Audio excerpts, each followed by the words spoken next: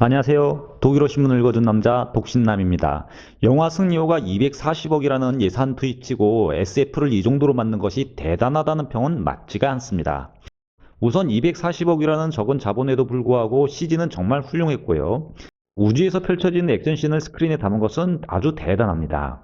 정말 이 부분은 영화 승리호가 자랑할 수 있는 뛰어난 포인트입니다. 그러나 영화 승리호의 문제는 스토리 라인에 있습니다. 스토리의 구성과 조합, 그리고 이를 통해 진행되는 스토리라인은 자본이 본격적으로 투입되는 촬영, 즉 프로덕션 단계에서 이루어지지는 않습니다. 물론 촬영할 돈이 모자라서 스토리라인을 확장시킬 수 없는 점도 있겠지만 승리호는 이 경우에 해당되지는 않아 보입니다. 그렇게 얘기하기에는 승리호를 제작한 영상팀이 너무 훌륭했죠. 스토리라인은 프리프로덕션 단계에서 거의 다 마무리됩니다. 특히 한국같이 저예산으로 영화를 만들 경우 프리프로덕션 단계에서 모든 준비를 다 해놓죠. 한 씬을 가지고 여러 번 찍는 헐리우드처럼 사치스럽게 촬영 현장을 꾸리지 못하기 때문입니다. 영화 승리호에서 아쉬운 점은 스토리라인을 꾸려가는 등장인물의 힘과 개성이 부족했다는 점, 그리고 진행되는 스토리라인이 너무 산만했다는 점이죠. 사실 이번 영상은 지난주 올려드린 승리호에 관한 영상에 편집되어 잘린 부분을 다시 재구성한 영상입니다. 지난 영상에서 많은 시청자분들이 오해가 있으신 듯해 잘려나간 부분을 새로 만들어 봤고요. 영화에 투입된 예산이 작은 규모이기 때문에 그런 점을 고려한다면 꽤나 잘 만들었다는 평이 많아 이에 대한 새로운 의견을 제시하기 위해 영상을 제작하게 되었습니다. 아시겠지만 영화 제작 과정은 크게 세 단계로 나눠집니다. 영화 작품을 기획하고 시나리오를 발굴, 개발하는 단계가 있죠. 그리고 이렇게 만들어진 대본을 기준으로 촬영 준비를 들어갑니다. 바로 프리프로덕션이라고 하죠. 프로덕션 생산 전 단계입니다. 예산이 본격적으로 집행되는 단계는 프로덕션 단계입니다. 촬영을 위해 스태프진과 카메라 그리고 배우들이 직접 투입이 되는 단계죠. 프로덕션 단계가 끝나면 편집 등 포스터 프로덕션 작업이 기다리고 있습니다. SF 장르 같은 영화는 프로덕션과 포스트 프로덕션 단계에서 천문학적인 돈이 들어가는데 영화 승리호는 이 단계에서 아주 저예산으로 엄청난 그림을 만들어냈습니다. 그만큼 사전 작업 단계에서 준비를 잘 해놓은 것 같습니다. 그러나 승리호를 찍은 조성희 감독은 스크린에서 보여주는 그림에 집중을 했는지 스토리라인에 허점이 아주 많은 영화를 만들어버렸습니다. 넷플릭스상에서 28개국 1위를 차지한 것은 다행이지만 사실 한국 영화라고 하기에 구성이 그리 좋지는 않았습니다. 세계가 주목하는 한국 영화의 장점과 특징은 바로 스토리라인의 기승전결과 영화의 다중적 구조를 이루는 구성에 있습니다. 이제 한국 영화라면 탄탄한 구성을 의미하게 되죠. 물론 영화의 재미와 구성이 항상 비례하는 것은 아니지만 구성이 잘 짜여지고 스토리 진행이 탄탄하면 재미는 더할 수밖에 없죠. 그런 면에서 영화 승리호는 스토리 구성이 그리 충실하지는 못했습니다. 그럼 어디가 허술했을까요? 먼저 영화에 등장하는 주인공들의 개성이 강렬하지가 않았다는 게 문제입니다. 물에 물 탄 듯 술에 술 탄 듯 그런 느낌이라고 말할까요? 제일 문제가 된 것이 배우 송중기 씨의 역입니다. 영화에서 나온 태호는 태호라는 인물이 아니라 그냥 우리가 늘 보던 송중기가 나왔을 뿐입니다. 예쁜 꽃미남 송중기가 그대로 나온 거죠. 전직 기동대 UTS 대장 출신의 거칠고 강한 태호가 영상에 나온 것이 아니었습니다. 영화상에서 인물의 강인함이 없으니 당연 스토리를 끌고 갔어도 어색했을 겁니다. 그리고 다행히도 태호가 영화 스토리를 전적으로 끌고 가는 역할이 아니었습니다. 태호라는 인물이 관객들을 흡입할 정도로 영화 승리호 구성에서 필요로 했던 인물은 아니었던 거죠. 그나마 태호의 비중이 영화상이 그 정도여서 다행이었지 그 이상이었다면 어떻을까요? 상상하기가 싫습니다. 영화상 과거 태호가 강렬한 전사였고 한 딸 아이의 아버지였으니 시청자들은 그냥 그렇게 믿고 봐라 이런 강요받는 느낌으로 영화를 관람했어야 할 겁니다. 태호의 전사의 모습과 능력으로 얘기 스토리를 이끌고 가거나 전환되는 점이 하나도 없었다는 것이 아쉬워야 하는데 오히려 다행으로 여겨야 하는 영화가 돼버린 거죠. 그래서 뭔가 빠진 것처럼 보이는 영화가 돼버린 거죠. 그리고 이런 부분이 적은 예산으로 만들었기 때문에 칭찬을 해줘야 하는 것은 아닙니다. 인물에 대한 문제를 거론하자면 한두 가지가 아닙니다. 영화상 악의 축인 설리번도 그리 강렬하지 못했죠. 영화 승리호는 설리번을 평정심을 유지하면서 주도 면밀하게 영화를 지배하는 냉정하고 천재적인 인물처럼 묘사하려고 했지만 실제는 어설프게 화를 내며 영화를 끌고 가고 있는 장면이 나옵니다. 이렇게 인물 묘사가 강렬하지 못하고 허술하니까 영화의 갈등 구조에서 한 축을 담당하는 악의 축이 허물어져 있는 느낌입니다.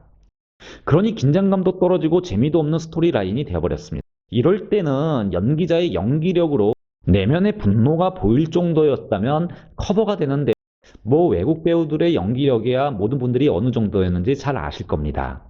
그럼에도 아쉬웠던 것은 프리프로덕션 단계에서 이미 외국인 배우들이 이런 허점을 보완하기 위해 스토리 구성상에서 미리 장치를 해두고 악의 축을 강하고 견고하게 했어야 했는데 이런 점을 놓친 듯 보입니다. 더 중요한 문제는 스토리라인이 산만하다는 점이죠. 지난 영상에서 승리호, 유럽 및 외국에서 성공 요인 3요소를 소개해드렸습니다. 계급투쟁, 민족주의, 그리고 기후위기였습니다. 모두가 유럽 사람들이 예민해하는 부분이기에 잘만 다루면 관심을 끌기 쉬운 주제였습니다. 여기서 민족주의는 우주적인 민족주의를 얘기하죠. 그런데 말씀드리려는 점은 영화가 이 세 주제를 본격적으로 다뤄야 한다는 주장은 아닙니다. 그렇게 되면 영화가 아니라 다큐가 되죠. 단지 이 세 포인트가 영화의 구성 요소에 자리 잡고 있다는 점이 중요합니다. 이에 대한 자세한 내용은 지난 영상을 참조해 주시면 감사하겠습니다. 그런데 말씀드린 대로 다큐가 아니고 재밌자고 만든 영화를 두고 이런 점까지 찾아내 비평할 필요가 없는 듯 보이죠. 하지만 여기서 한 가지 생각할 것은 이런 점을 영화의 갈등 구조 배경으로 삼은 것은 영화 승리호였습니다. 아주 재밌을 수 있는, 그래서 쉽게 모든 국가 사람들에게 공감을 끌어낼 수 있는 세 가지 요소를 가지고 들어왔죠. 이는 예전 스타워즈에서 제국주의라는 요소를 가지고 온 것과 동일합니다. 그럼에도 불구하고 전 세계인들은 이 우주적인 제국주의에 엄청난 흥미를 느꼈고 이를 베이스로 아주 탄탄한 스토리를 진행시켜왔죠. 그런데 승리호는 이 공감 가는 3요소를 주제로 던져 영화의 배경을 잡아놓았지만 스토리라인에서는 전혀 터치를 하고 있지 않습니다. 그래서 스토리 진행이 산만해진 거죠. 영화가 갈등 구조와 문제의식을 시청자들에게 던져는 놓았는데 스토리라인 대부분은 오롯이 강꽃님을 둘러싸고 벌어지는 거래와 끝내 강꽃님을 구하는 데 초점이 맞춰진 영화가 돼버렸습니다. 차라리 지구를 회복하는 이야기 전개와 승리호 팀원들을 비롯 계급투쟁하는 과정, 그리고 이에 따라 여기서 분출하는 갈등과 선과 악의 충돌, 이렇게 얘기가 진행이 되었다면 스토리라인은 일관성이 있고 아주 탄탄해졌겠죠. 영화는 단지 강꽃님을 둘러싼 거래에서 꽃님이를 구했기 때문에 지구를 다시 환경오염에서 회복시키게 되었다로 결론에 도달해버렸고, 영화가 배경으로 던졌던 성공 요인의 3요소와는 따로 노는 구성이 되어버렸습니다. 물론 강꽃님 구출 작전이 되었기에 가족이 함께 볼 수 있는 쉽고 편안한 영화가 된 점도 있다는 것은 인정을 합니다. 그러나 중간중간 끊어지는 스토리 라인으로 산만하게 느껴질 수밖에 없었고, 그래서 많은 시청자분들이 재미없다라고 판단할 영화가 되어버리기도 했습니다. 또한 UTS의 지도자이자 자칭 인류의 구원자인 152세의 설리반도 지극히 개인적인 자신의 목적을 위해 강꽃님을 제거하려 하는 면만 강조가 되었습니다. 그러기에 영화의 구조가 악의 축이 강렬한 갈등을 만들지 못했고, 그렇기 때문에 영화 주인공 승리호 팀원들이 계급주의와 민족주의와 싸우기보다 설리반의 개인적인 욕심에 대항하는 모습이었죠. 영화는 이런 방식으로 흥미를 던졌던 3요소를 완전히 지워버린 겁니다. 스토리라인이 헝클어졌죠. 영화상에서는 민족주의가 잔인해서 갈등 구조를 증폭시키고 계급주의가 얘기를 끌고 갔다면 훨씬 몰입감이 있었을 텐데 아쉬운 대목입니다. 그나마 다행은 영화가 한국적인 요소를 제거했다는 점입니다. 물론 한국적인 요소가 많이 나오죠. 조성희 감독이 이 부분을 아주 절제되고 교모하게 그리고 스마트하게 설치했다는 느낌이 듭니다. 우주 공간에서 나오는 한국적인 모습, 된장찌개를 끓여 먹고 화투를 치고, 그런데 이런 장면을 자세히 살펴보면 아주 흥미로운 공통점이 나옵니다. 모두가 밀폐된 공간인 우주선에서 또는 팀원들끼리 있을 때 일어나고 있다는 점이죠. 이런 한국적인 모습이 우주라는 공간과 전 지구적인 문화로 확장되지는 않았습니다. 그리고 화투를 치고 된장찌개를 끓여 먹는 것은 있어도 되고 없어도 됐던 영화 진행에 큰 무리가 되는 장면들이 아니었죠. 그야말로 영화의 데코레이션 수준 정도였습니다. 이에 반해 정말 특이한 점은 우주라는 광활한 공간에서 한국적인 요소는 등장하지 않았다는 점입니다. 왜 이런 장면이 중요할까요? 사실 한국적인 것이 세계적인 것이다라는 말이 있지만 이런 주장은 아쉽게도 SF 영화 같은 종류에서는 통하지는 않습니다. 규칙이라는 것이 상황에 따라 많이 변하고 영화 장르에 따라 달리 해석되는 이유이기도 합니다.